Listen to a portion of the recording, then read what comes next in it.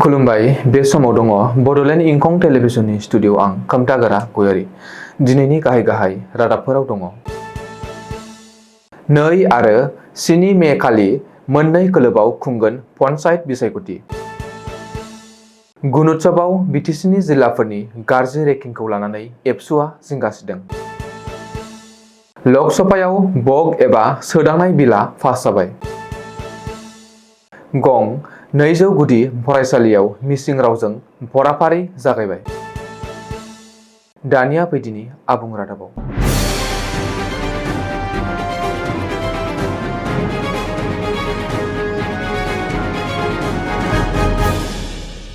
पन्चायत बिसायख'थिनि खालारखौ फोसावबाय। बुधबारखालि आसाम स्टेट इलेक्शन कमिशनारआ खौरांगिरि मेल खुंनानै फोसावदों 2025 पन्चायत बिसायख'थिनि खालार। बिसायख'थि आय'गआ फोसावनाय बायदिब्ला पन्चायत बिसायख'थिखौ फैगौ 2 आरो 7 मे खालि मोननै खोलोबआव खुंनाय जागोन।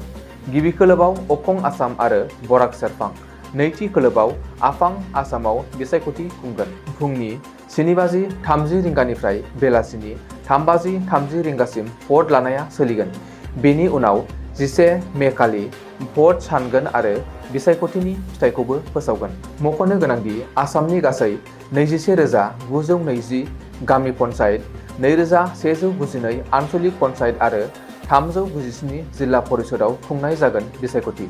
फोरमायथिनाय बादिब्ला पन्चायत बिसायख'थियाव इभिएम बाहायनाय जानाय नङा। बेलट पेपाराव खुंनाय जागोन पन्चायत बिसायख'थि। नाथाय माखासे बिथिङाव अनलाइननि राहा थागोन। भट थुनाय सानखालि भटिंनि पार्सेलखौ अनलाइननि गेजेरजों मिन्थिनो हागोन। बबे बेलट बक्सआ बबेयाव थागोन बैफोर गासैखौबो अनलाइननि जोहै मोनथिनो हागोन।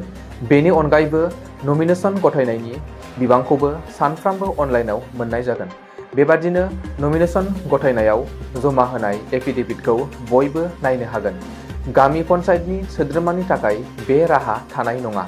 मख'नो गोनांदि पन्चायत बिसायख'थिनि थाखाय गोसो गुदुं बिजाथिफोरा 3 एप्रिलनिफ्राय 11 एप्रिलनि गेजेराव गावबा गावनि नमिनेशन पेपारखौ गथायनो हागोन।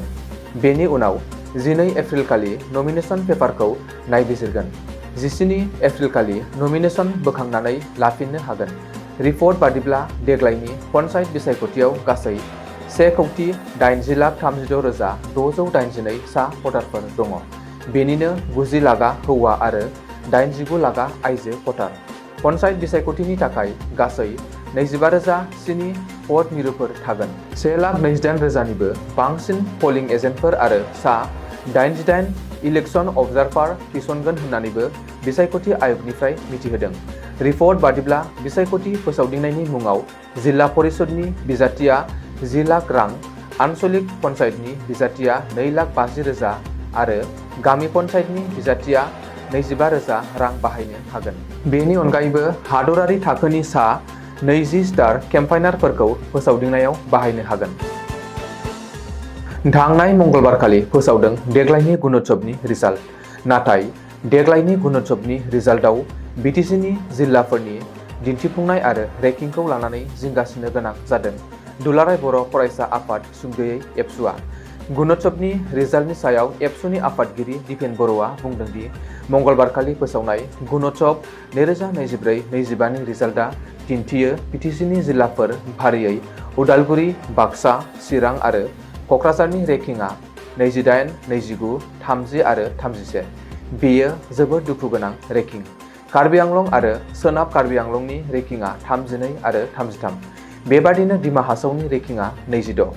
बेखौ नोजोर होयोब्ला रायजोनि 6 शेड्युल ओनसोलनि आथिखाल सोलोंथाइनि सावगारिया जोबोर गाज्रि आरो खैफोद गोनां होन्नानैबो दिपेन बर'आ बुंथियो। बबेखानि थांनाय बोसोराव उदालगुरि, बाक्सा आरो क'क्राझार आइएसडिअनि आंखाल, फोरोंगिरिनि आंखाल, सासेल' फोरोंगिरिजों फरायसालि सामलायनाय, सानखान्थि आरो बिगियान फोरोंगिरिनि आंखाल, फोरोंगिरिफोरा थि रोखोमै फरायसालियाव नुजाथियै, फरायसाफोरा फरायसालियाव थांबाङै, थाखो खथायाव गुनगोनां फोरोंनाय आरो थि बिजिरथिनि आंखाल, बिअ आरो आइएसआ फरायसालि नायदिंहैयि, गुनगोनां सोलोंथाइखौ साबसिन खालामनो थाखाय सोरखारि खान्थिनि आंखाल आरो सोलोंथायारि आबहावाखौ सोरजिनायाव सामलाय आफादफोरनि नोजोर होयैनि जुनैनो देग्लायनि गुणोत्सवआव बिटिसिनि रिजाल्टफोरजों लोगोसेनो 6 शेड्युल ओनसोला गाज्रि फिथाइ मोननायनि जाहोन जानो हागौ होननानैबो बुंदों दिपेन बर'आ। हादरनाङै गोख्रोङै होबथाजानाय आरो सावरायजानाय दान्थे बिदान्थेनि बक एबा सोदांनाय बिलआ लकसभायाव पास जाबाय। बुधबारखालि हर गेजेराव लकसभायाव पास जायो बक सोदांनाय बिल। मख'नो गोनांदि हादरनि आयेन मन्थ्रि किरेन रिजिजुआ बुधबारखालि लकसभायाव दाखिल खालामदोंमोन बक सोदांनाय बिलखौ आरो बेनि सायाव सानसे सावरायनाय आरो गोख्रों दान्थे बिदान्थेनि उनाव हर गेजेराव भट होलायनायनि गेजेरजों पास खालामनाय जायो। मिन्थिनो हानाय बादिब्ला बक बिलखौ मदद खालामनानै लकसभायाव 288 भट गोग्लैदों। गुबुन फारसे बे बिलनि हेंथायै 232 भट होदों। बेखौबो मख'नो गोनांदि बकआ मुसलमानफोरनिफ्राय दान होनानै बुथुमनाय सम्पति आरो बेखौ मुस्लिम हारिनि जौगानाय आरो मोजांनि थाखाय बाहायनाय जायो। भारतआव माखासे जिथाइनिफ्रायनो गोबां मुसलमानफोरा मुस्लिम हारिनि मोजांनि थाखाय गावसोरनि हा सम्पतिफोरखौ दान होदों।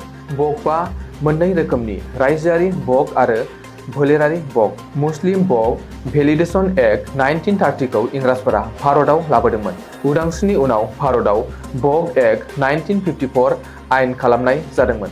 बेनि उनाव भारतनि गासैबो रायजोआव बक एक्ट 1954 नि सिङाव मिरु बक बर्ड आरो रायजो बक बर्ड दानाय जादोंमोन। बे रायजो बर्डआ बक सम्पतिफोरखौ नोजोर होनायनि बिबान दं।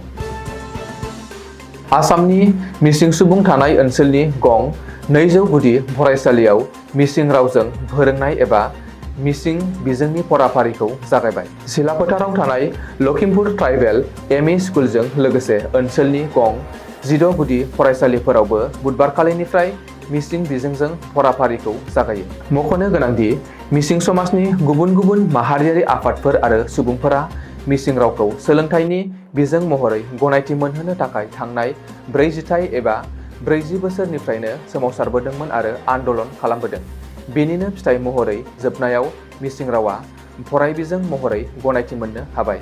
ओरैहाय मिसिं रावा सोलोंथाइनि बिजों महरै गनायथि मोननायाव आरो फरायबिजों महरै गुदि फरायसालियाव थिसनजानायाव मिसिं हारिनि आफादफोर आरो सुबुंफोरा रंजाखांदों। गिबि सानाव मिसिं बिजोङाव फरायनो ओंखारबोनाय उन्दै उन्दै फरायसुला फरायसुलिफोरजों लोगोसे फरायसालिनि फोरोंगिरिखौ बरायनाय जायो।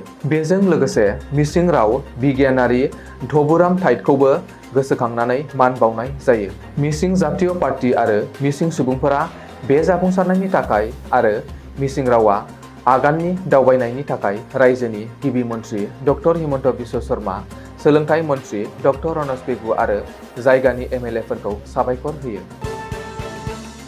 दिनैनि रादाबा एसेनोसै। गोजोन्थों।